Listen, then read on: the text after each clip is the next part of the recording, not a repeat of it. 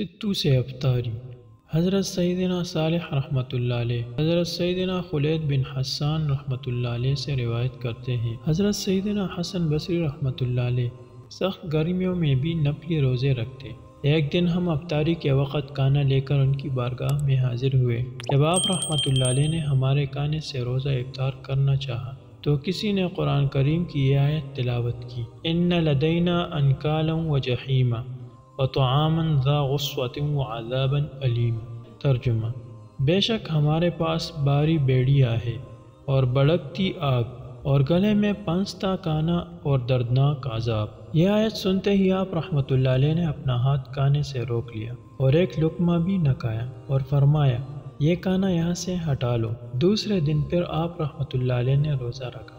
افطار کے وقت جب آپ رحمۃ اللہ علیہ کے سامنے کانا رکھا گیا، آپ رحمۃ اللہ علیہ کو پھر وہی آیت یاد آ گئی۔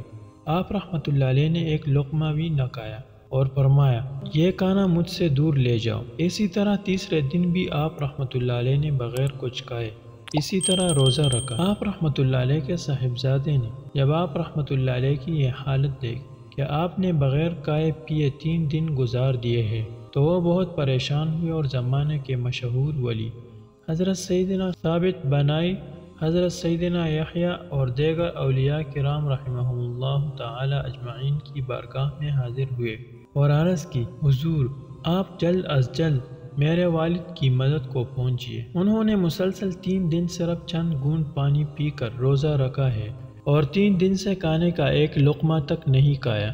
ہم جب بھی ان کے سامنے سحری یا افطاری کے لیے کھانا پیش کرتے ہیں تو انہیں قرآن پاک کی یہ آیت یاد آ جاتی ہے، ان لدینا انکالا وجحیما وطعاما ذا غصۃ وعذابا علیما۔ ترجمہ: بے شک ہمارے پاس باری بیڑیا ہے اور بھڑکتی آگ اور گلے میں پنستا کانا اور دردناک عذاب۔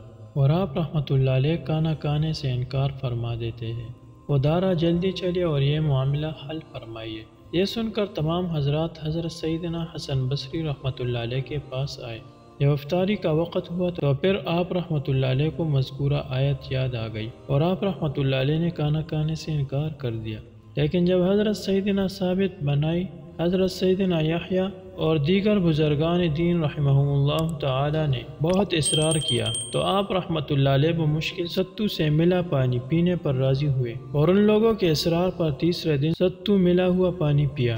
اللہ عز و جل کی ان پر رحمت ہو اور ان کے صدقے ہماری مغفرت ہو، آمین بجاہ النبی صلی اللہ علیہ وسلم۔